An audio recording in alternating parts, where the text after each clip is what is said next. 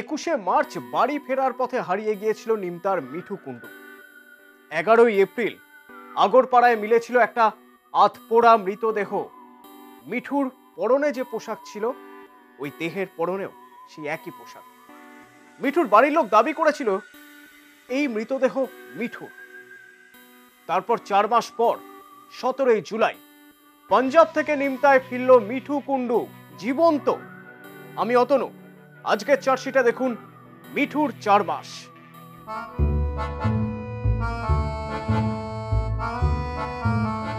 দিব্যি জ্যান্ত চলে ফিরে বেড়াচ্ছেন। পুলিশের গাড়ি থেকে নেমে যখন এগিয়ে আসছেন তখন হইচই শুরু হয়ে গেছে। মার্চ মাসে হারিয়ে গিয়েছিল যে মেয়ে, সে ফিরে এলেন মধ্য জুলাইতে। হতচকিত বাড়ির লোকজন, পাড়া প্রতিবেশীরাও। হারিয়ে যাওয়ার থেকেও বড় কথা, এপ্রিল মাসে আগরপাড়ায় যে আধপোড়া দেহ উদ্ধার হয়েছিল, সেই দেহ শনাক্ত করেন মিঠুর স্বামী আর বাবা। শ্রাদ্ধ শান্তিও হয়ে গিয়েছিল 3 দিনের মধ্যে। হঠাৎ 10 দশেক আগে খবর মেলে মিঠু কুণ্ডু নাকি পাঞ্জাবে। নিমতা থানার পুলিশ যোগাযোগ করে পাঞ্জাবে। 17ই জুলাই তাকে ফিরিয়ে আনা হয় নিমতায়।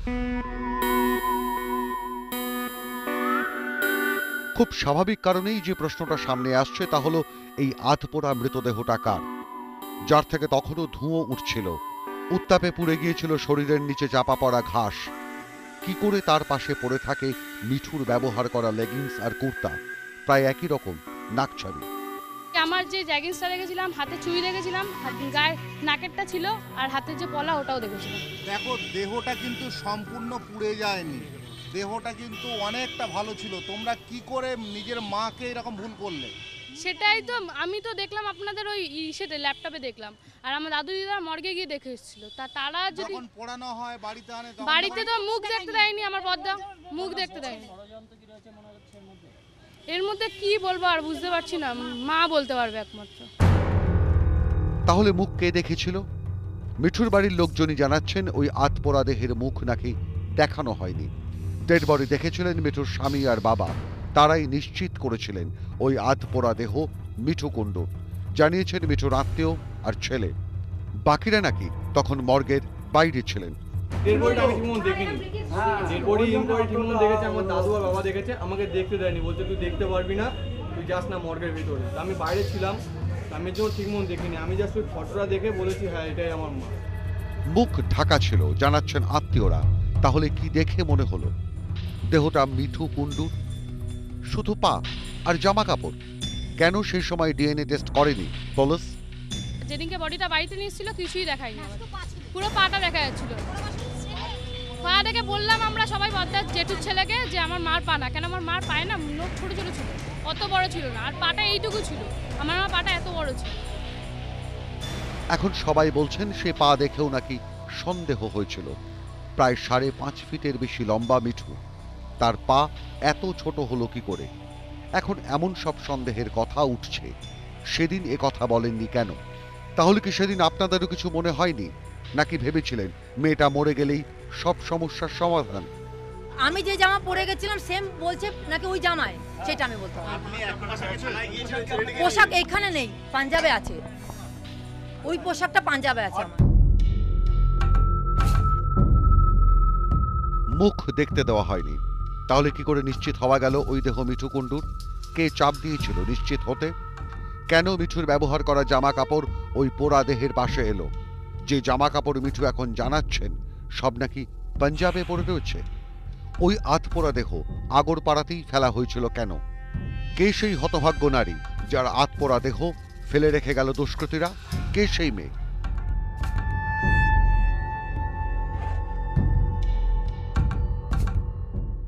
একটা গল্পের এতগুলো মোচড় হয়তো আপনারা আশা করেননি, আমরাও করিনি। তাহলে যে প্রশ্নটা এখন সামনে আসছে তা হলো, আগরপাড়ার ওই অর্ধদগ্ধ নারী দেহ কার? সেই দুপুরে কারা পাড়ার খেলার মাঠে ফেলে গিয়েছিল আধপোড়া দেহ, এমন এক দেহ যা থেকে তখনও ধোঁয়া উঠছিল? 21 মার্চের পর 11ই এপ্রিল আগরপাড়া কুটির শিল্প মাঠে মিলেছিল এক মহিলার আধপোড়া দেহ। প্রত্যক্ষদর্শীও কেউ কেউ ছিলেন, তাদের সঙ্গেও কথাবার্তা বলেছিল পুলিশ, কিন্তু নাকি কোনো সূত্র মেলেনি, চেনা যায়নি সে মহিলাকে। যার আধপোড়া দেহ আবিষ্কার করেছিল পাড়ারই একটা বাচ্চা ছেলে সায়ন বোস। 5:30 পৌনে 6টা বিকেলবেলা। তো আমি খেলছিলাম, আমাকে বললো সায়ন দা শোনো। আমি বললাম আমি তো খেলছি, তুই এদিকে আয়। বলে ও রীতিমতো কাঁপতে কাঁপতে বলছে তুমি শোনো না। আমি তারপরে দৌড়ে এলাম, ওখানটায় আসলো। তো বলছে সায়ন দা এরকম কি মানে মার্ডার হয়ে পড়ে আছে না কি বুঝতে পারছি না, ও তো রীতিমতো কাঁপছে, বলতে পারছে না। বললাম চ দেখি। তো ওখান থেকে এসে দেখলাম সবাই আসলো। তারপরে আমি আমাদের পাড়ায় এক দাদা আছে অতনুদা, ওনাকে ফোন করলাম, কাউন্সিলর যিনি, ওনাকে ফোন করা হলো। 12 এপ্রিল 2017 উদ্ধার অজ্ঞাত পরিচয় মহিলার মৃতদেহ কুটির শিল্প মাঠ, আগরপাড়া সাউথ স্টেশন রোড, উত্তর 24 পরগনা। তখনও ধিকি ধিকি জ্বলছিল দেহটা। একজন মহিলা, সে মহিলা যে বিবাহিত বোঝাই যায়, কারণ বাঁ হাতে তখনও জলজল করছে পলা। সঙ্গে সঙ্গে ভিড় জমে যায় পাড়ার খেলার মাঠে। শুরু হয় চাপানুতো। কেন মাঠের সংস্কার হচ্ছে না, খবর যায় পুলিশে। পরদিন সকালে ফের আসে পুলিশ, তখনও হাজির চার্চে। জানা যায় 12 এপ্রিল বেলা 2:30টার সময় একটা গাড়ি এসেছিল এই মাঠে। পাড়ার কোনো বাসিন্দাই দেখেছিল। ওপর থেকে গুরুত্ব দেননি। কিছু ওঠানো নামানো হয়েছিল কিনা তাও দেখতে পাননি। তবে ছোটা হাতি নামে পরিচিত একটা ম্যাটাডোর থেমেছিল এই মাঠের একপাশে। এখন গোটা পাড়া ক্ষেপে আছে এই মিঠুর উপর। তাকে কিভাবে পাড়া ছাড়া করা যায় তা নিয়ে থানায় ডেপুটেশন দেওয়ার কথা ভাবছেন। কিন্তু এই প্রশ্নটা এখন কেউ জানতে চাইছেন না। এই মিঠুর ফোন নম্বরে যখন দফায় দফায় ফোন আর টেক্সট করেছে তার মেয়ে, তার রিপ্লাইয়ে কদর্য মেসেজকে পাঠাচ্ছিল। 21 মার্চ থেকে 17 জুলাই কোথায় ছিলেন মিঠু কুণ্ডু? কারণ জানা গেছে 21 মার্চ থেকে 17 মার্চ অন ছিল সেই মোবাইল, যেখানে দফায় দফায় ফোন আর টেক্সট করেছিল মিঠুর মেয়ে। তোমার মাকে কেউ নিয়ে গেছিল নাকি তোমার মা একা গেছিল? মা বলতে পারবে সব, আমরা কিছু বলতে পারবো না। এই সেই মোবাইল টেক্সটের বয়ান, যার সবটুকু আপনাদের দেখানোর সুযোগ নেই, কারণ এতটাই কুৎসিত সেই মেসেজ। এবং সেই সব মেসেজ পাঠানো হয়েছে ইংরেজি হরফে, কিন্তু বাংলা বয়ানে। তার মানে যিনি পাঠাচ্ছেন তিনি বাংলা জানেন। আমাদের প্রশ্ন হলো 21 থেকে 27 মার্চ যখন মোবাইল অন ছিল, তখন কেন পুলিশ উদ্যোগ নেয়নি? কেন চেক করেনি মোবাইল টাওয়ার লোকেশন? 24 তারিখে থানায় জানানো হয়েছে, বলছে দেখুন মেয়ে কোথায় গেছে, আগে তো কিচ্ছু নেবে না, কিচ্ছু শুনবে না, ঠিক আছে। নাটক বলছে, নাটক করতে এসছেন এখানে। আমি তখন খুব একটু লড়াই করেছি, আমি বলছি নাটক মনে হচ্ছে, আমাদের মেয়ে হারিয়েছে, সে যা করুক কিন্তু সে আগে মানুষ। সেই তারিখটা কবে? যদি 21 তারিখ ডেকে পাঠিয়ে থাকে, তাহলে কি তারপর থেকে হাওড়া বা কলকাতা সংলগ্ন অঞ্চলেই ঘোরাফেরা করছিল মিঠু? যদি তারপর ট্রেনে উঠে থাকে, সেটা কবে? হাওড়া থেকে পাটনা যেতে সময় লাগে 12 ঘন্টার বেশি নয়। তাহলে সেই সময়টুকু বাদ দিলে 132 ঘন্টা কোথায় ছিলেন মিঠু কুণ্ডু? আপনি কেন ট্রেনে উঠে গেলেন? ট্রেন উঠে ও দাদি বললো ওকে নিয়ে এসে এখানে দিয়ে যাও তুমি। আপনাকে বললো আর আপনি চলে গেলেন? স্যার এখন যদি আমাকে বাধ্যতামূলক করে, কি বাধ্যতামূলক করেছিল? মানে ওর যদি কিছু হয়, আর ছেলেটা একটুখানি আলাদা টাইপের, মানে ও কি বাধ্য করেছিল? আপনি কেন জিআরপি কে জানাননি সঙ্গে সঙ্গে? এইটাই তো ভুল স্যার আমার, এইটা সব থেকে বড় ভুল। খাইয়ে দিয়েছিল, তারপরে আপনি ট্রেনে কোথাও পরের দিন দেখলেন যে বিহারে পৌঁছেছে। এইটা ছোট্টুদের বাড়ি হয়েছিল। কে তার মোবাইল থেকে দফায় দফায় মেসেজ করছিল তার মেয়েকে?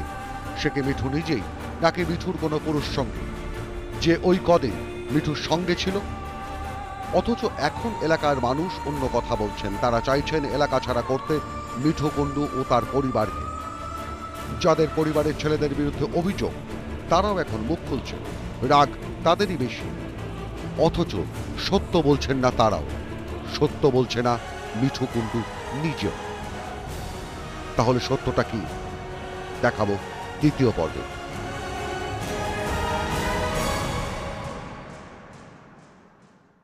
সব সত্যি বলছেন না মিঠু, অনেক কিছু গোপন করছে পাড়ার ছেলেরাও। মিঠু উধাও হওয়ার পর এলাকা থেকে ভ্যানিশ হয়ে গিয়েছিল মূল অভিযুক্ত সুকুমার মণ্ডলের টাটা সুমো, যার নাম্বার WB26C3626, যে গাড়িটা ICSC CBSCর পরীক্ষার্থীদের নিয়ে যাওয়ার কথা ছিল। কোথায় ছিল সেই গাড়ি? কেন কৃষ্ণ আর সুকুমারকে সন্দেহের তালিকায় রেখেছিল পুলিশ? দেখাবো চার্জশিটের পরের পর্বে আগামীকাল। সোম থেকে শুক্র আমি অতনু থাকবো আপনাদের সঙ্গে নতুন ফরম্যাটের চার্জশিট। কেমন লাগছে জানান P18 chartsheet@nw18.com অথবা ফোন করুন 033616569999 এই নাম্বারে। জানান আপনার এলাকার সেই বিপজ্জনক অভিজ্ঞতা যেগুলো চার্জশিটের হতে পারে। Take care.